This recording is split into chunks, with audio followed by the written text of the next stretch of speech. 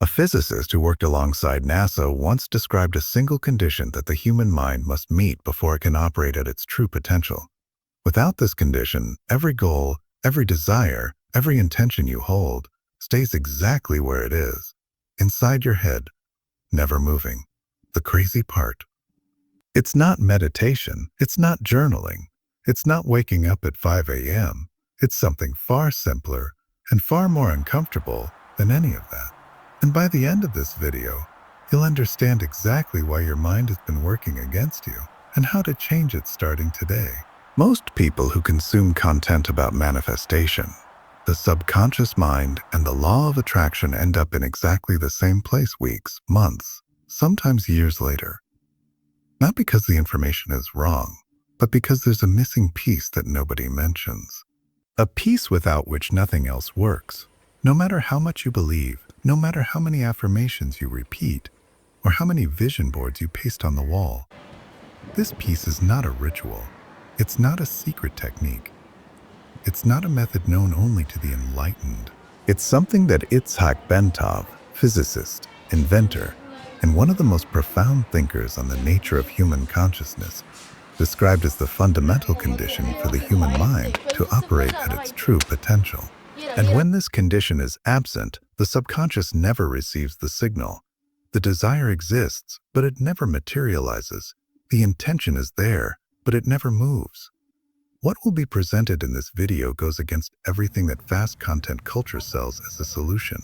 It will unsettle those who are used to looking for shortcuts, and it will make immediate sense to anyone who has already realized, deep down, that something essential is missing, that there is a gap between what you desire and what you are actually able to build in your life. This simple habit, when practiced every single day, doesn't just activate the subconscious, it rebuilds the mind from the inside out, creates an internal structure capable of sustaining any desire with focus and consistency, and transforms your relationship with time, effort, and your own limits. Never stay until the end, because what comes next may permanently change the way you understand your own mind. The human mind is one of the most sophisticated structures nature has ever created. It is capable of solving complex problems, building civilizations, creating art, and touching the edges of the inexplicable. And yet, most people spend their entire day feeding this mind with fragments, 30-second videos, a motivational quote, a reel, another reel, and one more. And one more. Not because they are lazy or without ambition, but because the system was designed precisely for this, to keep attention trapped on a surface so shallow that it never allows you to truly sink into anything. Itzhak Bentov, one of the most fascinating thinkers of the 20th century, said that human consciousness has the capacity to expand far beyond what is normally accessed in everyday life. But this expansion doesn't happen by accident. No, it requires the mind to enter a different state, a state that constant agitation simply does not allow. And what we see today is exactly the opposite, an entire culture organized around quick stimulation, immediate reward, and disposable content. The mechanism that sustains this cycle is dopamine. This neurotransmitter is released every time the brain anticipates a reward, and apps, platforms, and algorithms were all designed to trigger this response repeatedly. The problem is not dopamine itself. It is essential for motivation and learning. The problem is when it is activated so frequently and so superficially that the brain begins to operate in a state of permanent agitation, incapable of sustaining attention on anything that requires time, effort, and depth. And this is precisely where the most dangerous trap of the modern era lies, the feeling that you are growing when in reality, you are merely consuming. A person watches 10 videos about productivity and feels productive, reads 50 quotes about discipline and feels disciplined. Was disciplined. But no real knowledge was built, no skill was developed, no deeper layer of the mind was touched. It was all processed on the surface and discarded shortly after. Continuous study works in the exact opposite way. It requires the mind to slow down, to sustain attention for longer periods, to tolerate the tension of not immediately understanding, and to remain present until comprehension arrives.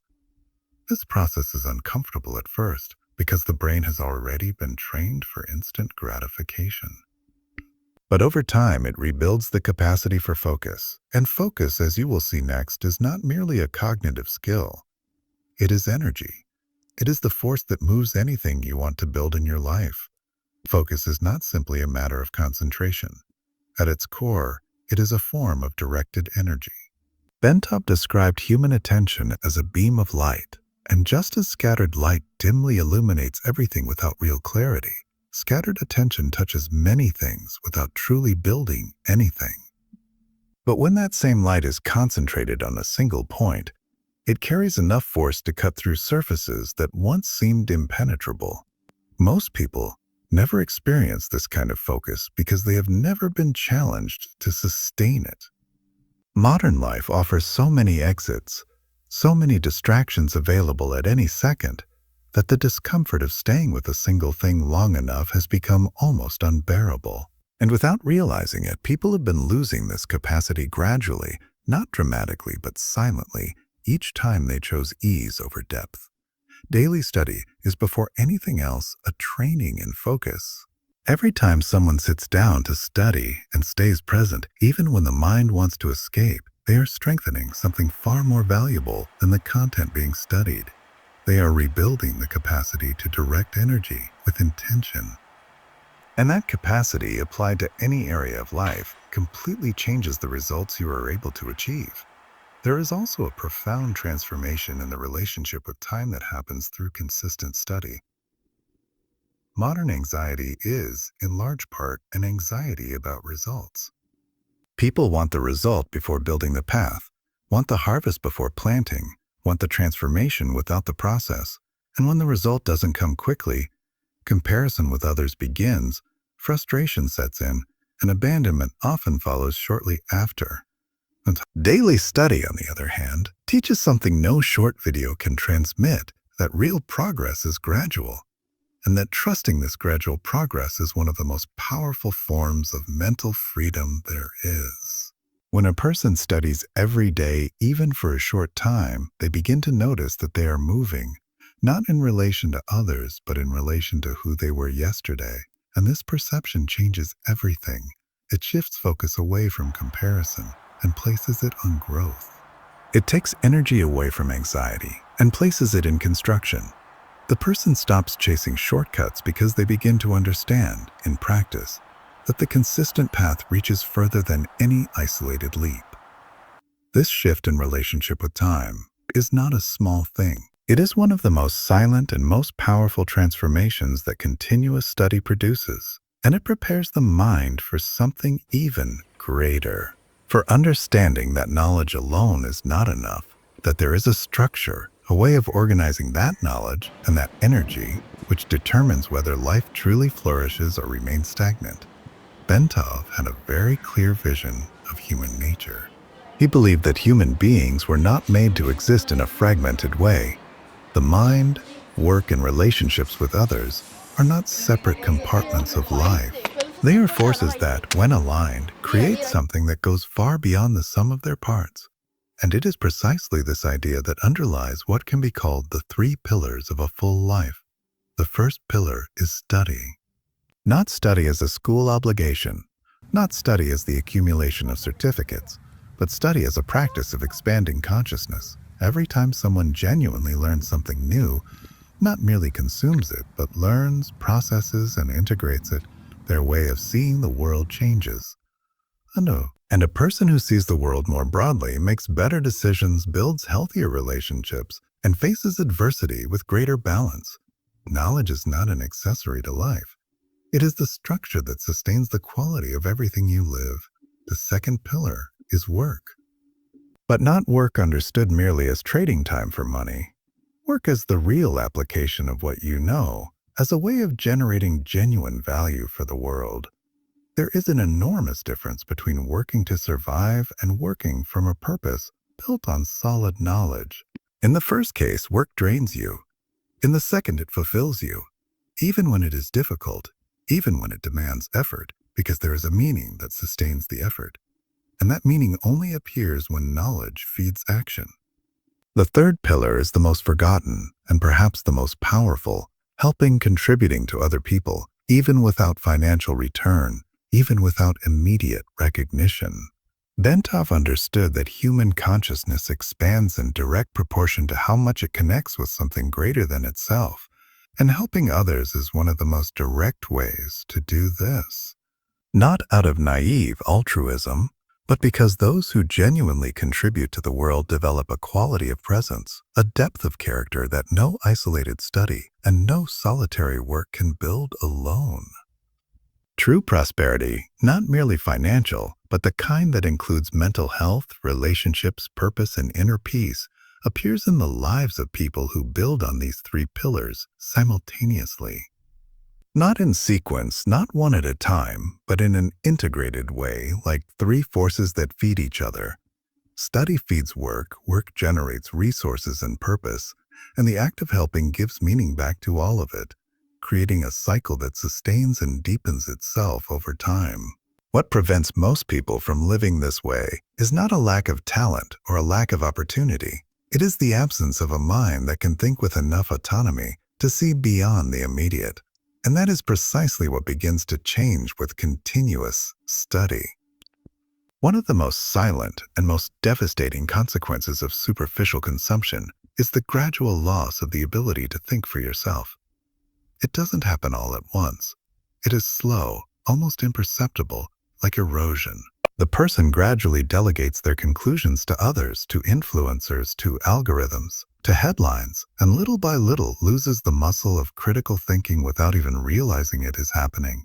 He said that most people operate at a very superficial level of mental processing, not because they are incapable of going deeper, but because they have never been consistently challenged to do so.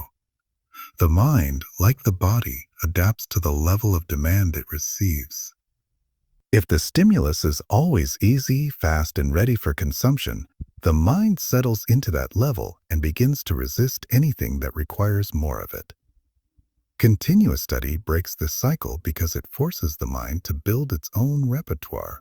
And repertoire is not just the quantity of stored information. It is the ability to connect ideas, identify patterns, and question what is being presented before accepting it.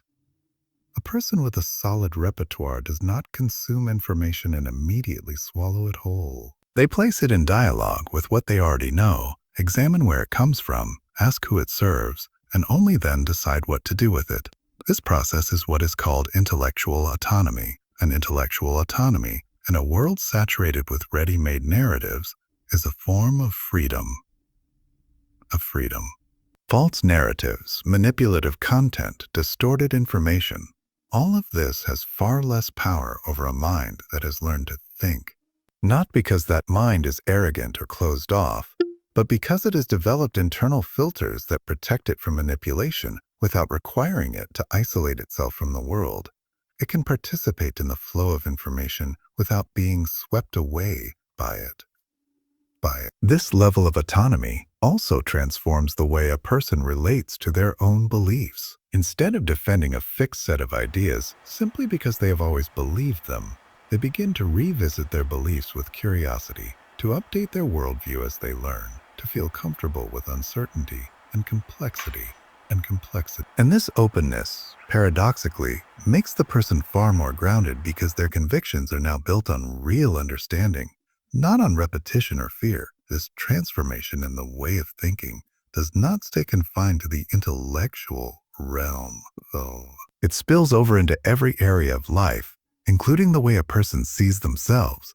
And this is where something even deeper begins to happen, something that has to do with building an identity that does not depend on the world's approval to stand firm. There is a direct relationship between what a person does every day and what they think about themselves. It is not an abstract philosophical relationship. It is concrete, visceral, almost mathematical. Every commitment kept deposits something into the internal account of self-respect. Every promise broken, even one made only to yourself, makes a withdrawal. And over time, this accumulated balance is what determines how a person perceives themselves, what they believe they deserve, and how far they allow themselves to go. The daily discipline of studying, even for 30 minutes, even when the day has been hard, even when the motivation isn't there, is one of the most powerful ways to build that balance. Not because the content studied on that specific day will change everything, but because the act of keeping the commitment strengthens something far more fundamental than the knowledge acquired. It strengthens identity. The person begins to see themselves differently. They begin to recognize themselves as someone who studies, someone who builds, someone who is in deliberate motion towards something. Bentov understood that human consciousness is not static. It is constantly shaped by repeated experiences, by the patterns that are cultivated, by the habits that become part of the internal structure of who you are. And when someone creates the habit of daily study, they are literally reprogramming the way their consciousness organizes itself, moving out of the role of passive content consumer and into the role of active knowledge builder. This transition is not small. It changes your posture toward life as a whole.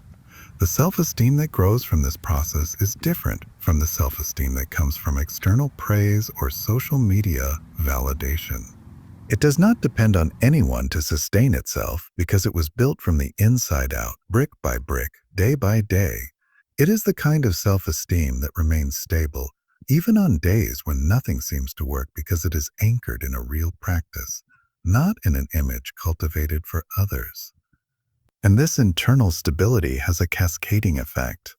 The person who respects themselves studies more because they understand the value of knowledge. They study more, work with more purpose, contribute with more generosity, and gradually build a life that reflects who they truly decided to be, not who the environment tried to mold them into.